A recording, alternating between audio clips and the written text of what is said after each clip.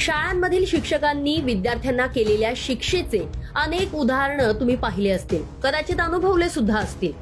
मात्र पुण्यातील एका शाळेतील शिक्षिकेनं विद्यार्थ्याला केलेली शिक्षा चांगलीच महागात पडली आहे। पुण्यातील वाघोली परिसरात असलेल्या चैतन्य टेक्नो स्कूलमध्ये 7वीचं शिक्षण घेणाऱ्या विद्यार्थ्याला शिक्षिकेनं मारहाण केल्याची धक्कादायक घटना घडली आहे। शिक्षिकेनं विद्यार्थ्याच्या कानशिलात लावली।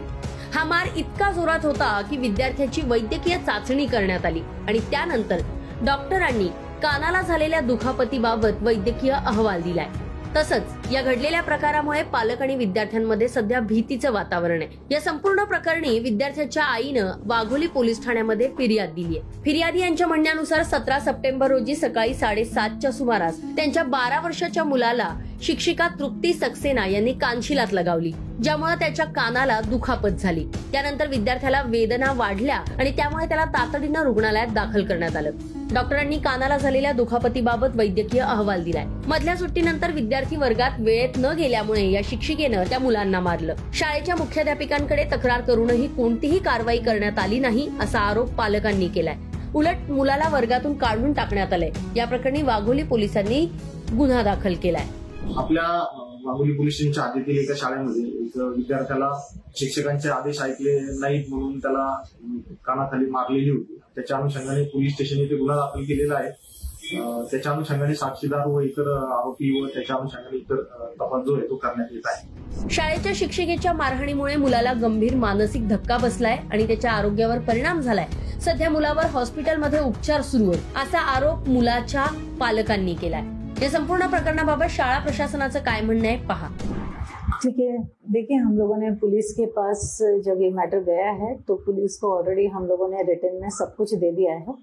हमारे पास सब रिटन मेल्स भी हम लोगों ने हमारे सबमिट कर दिए हैं और जो भी हमको जिस तरह से नोटिस आए हैं उसके हिसाब से हम लोगों ने उनका जवाब दे दिया है सर। ओके, और पुलिस में पहले पेरेंट्स गया, उसके बाद डायरेक्टली हमारे पास जब आया है, आने के बाद वो बहुत एग्रेसिव थे। एग्रेसिव होने के बाद उन्होंने हम लोगों को जो टीचर ने नहीं किया उसके लिए भी उन्होंने डिमांड करा और मेरे टीचर ने ऐसा कुछ नहीं किया है जिस तरह से इतनी बातें वो पेरेंट्स ने आगे उछाली हैं।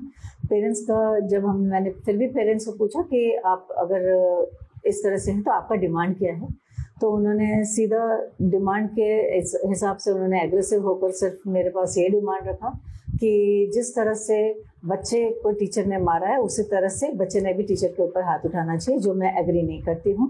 और बहुत एग्रेसिवनेस से उन्होंने मेरे से भी बात किया।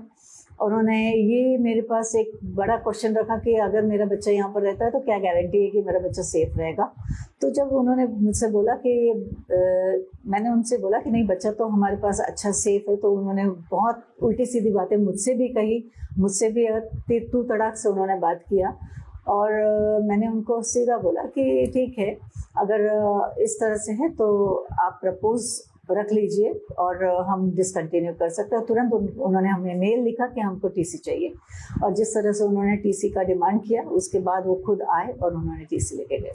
नहीं सर, हमारे स्कूल में ऐसी कोई भी घटना नहीं हुई है।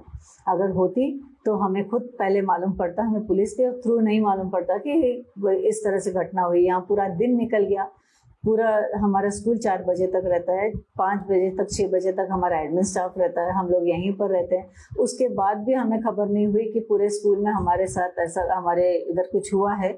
हमें पुलिस के थ्रू कंप्लेंट किया, मालूम पड़ा जब पुलिस के थ्रू पेरेंट्स ने कंप्लेंट किया तब हमें यहाँ पर खबर हुई कि यहाँ पर कुछ हुआ है।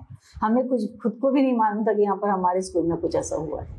आपल्या विद्यार्थ्यांना शिस्त लागावी यासाठी ओरडायचा आणि रागवायचा पूर्ण अधिकार शिक्षकांना आहे, मात्र त्यांनी कुठल्याही प्रकारचं गैरकृत्य किंवा मारहाण करू नये असं मत पालक शिक्षक संघटनेच्या पुणे शहराच्या अध्यक्षा जयश्री देशपांडे यांनी व्यक्त केले। नमस्कार। काल चैतन्य स्कूल वाघोलीमध्ये यथार्थाच्या बाबतीत जो भयानक प्रकार घडला तो खरं तर निंदनीय आहे। वास्तविक पाहता शाळेच्या मॅनेजमेंटनी पालकांना बोलवून नक्की काय घडले याची शहानिशा करून शिक्षकेवरती कारवाई करणं अपेक्षित होतं, परंतु सध्या खूप उलटे प्रकार घडत आहेत। मॅनेजमेंटनी याची कुठलीही दखल न घेता उलट मुलाचा टीसी डायरेक्टली ईमेलद्वारे पाठवण्यात आला। या गोष्टीची चौकशी झाली पाहिजे आणि शिक्षण हक्क कायद्यानुसार शाळेच्या मॅनेजमेंटवरती सुद्धा गुन्हा दाखल झाला पाहिजे आणि शिक्षकेवरती सुद्धा गुन्हा दाखल झाला पाहिजे। खरं तर मुलांना हर्ट करणं किंवा मुलांची मानसिकता न समजून घेणं या सगळ्या गोष्टीचा विचार केला तर नक्की या शिक्षिकेचं शिक्षण काय होतं आणि या मॅनेजमेंट नक्की कशा प्रकारे काम करतील या सगळ्या गोष्टी आता तपासण्याची वेळ आली आहे.